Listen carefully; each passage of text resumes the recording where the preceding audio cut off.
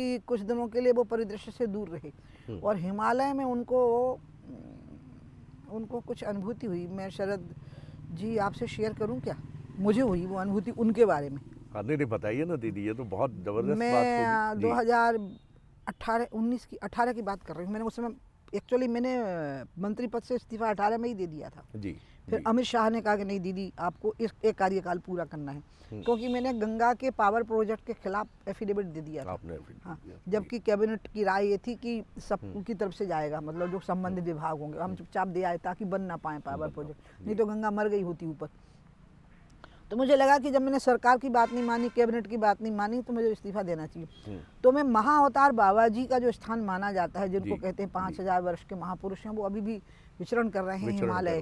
कुछ ही ना है वो जगह जहाँ मैं जाती हूँ और बड़े बड़े फिल्म स्टार्स भी जाते हैं साउथ के। तो वो गुफा है उनकी, बाबा जी की गुफा कहलाती है। तो मैं गुफा पे पहुंची और वहाँ वैसे रहने नहीं देते, लेकिन नीचे सत्संग हॉल बना है एक पहाड़ी पे जी, उससे थोड़ा 50 सीढ़ी नीचे उतर के। तो वहाँ साधुओं के अलावा कोई रह नहीं सकता। वहाँ आग जल रही थी और मैं बैठी हुई थी और मेरे मन को लग रहा था फंस गए रे मंत्री बन के, इससे अच्छा तो बिना मंत्री बने गंगा जी का काम कर लेते।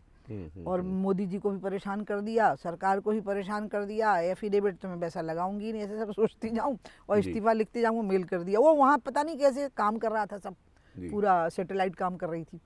तो चला गया मेरा, मैं मतलब वो सीक्रेट मेल भेजा मैंने अमित शाह जी को। वो तब अध्यक्ष थे, गृह मंत्री नहीं बने थे। अब मैं उठती हूँ सुबह और मैं जाती हूँ ध्यान मंडपम में, जो पहाड़ी पे बना हुआ है ऐसी लकड़ी से। मैं वहाँ बैठ गई। अरे बाप रे, मैं बंसल न्यूज़ को बता रही हूँ ये बात, देखो पहली बार मैंने अपने जीवन में किसी को नहीं बताई। हाँ तुमको बता रही हूँ। मैं वहाँ से बैठ गई ध्यान में बाबा के सामने। वो बहुत विचित्र जगह है जी। हो सकेगा तो मैं आपको फोटो भिजवाऊंगी, आप बंसल न्यूज़ पे दिखा देना। दिखाऊंगा। हाँ, वहाँ महाअवतार बाबा जी का चित्र है, वहाँ दिया जलता रहता है पूरे समय और लकड़ी का वो पूरा मंडप है छोटा सा, उसमें ध्यान लगा। वहाँ लगता है बहुत लोग ध्यान लगाए और वो हमें दिख नहीं रहे होगा। हाँ, वो दिखते नहीं हैं वो लोग। तो मैं ऐसे बैठ गई। तो महाअवतार बाबा जी ने मुझे कहा कि खबरदार जो मोदी के लिए कुछ हाथ लगाया उसको, मैंने भेजा है उसको। हाँ। उसके बाद से फिर मेरा मोदी जी के प्रति दृष्टिकोण बदल गया कि इनसे लड़ना झगड़ना तो है, लेकिन इनको कमज़ोर कभी नहीं होने देना है।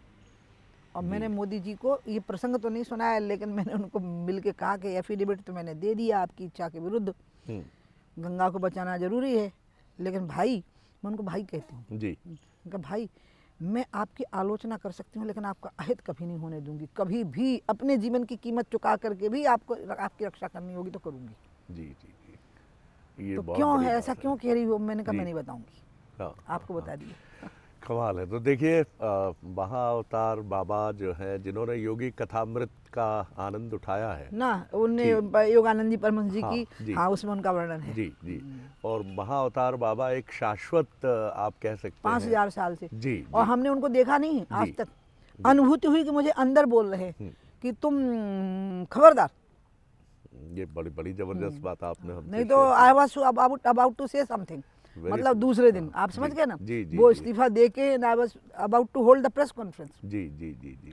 उसके बाद से मैंने तय कर लिया कि मेरी तरफ से जितना बनेगा मैं मोदी जी का हित ही करूंगी जी।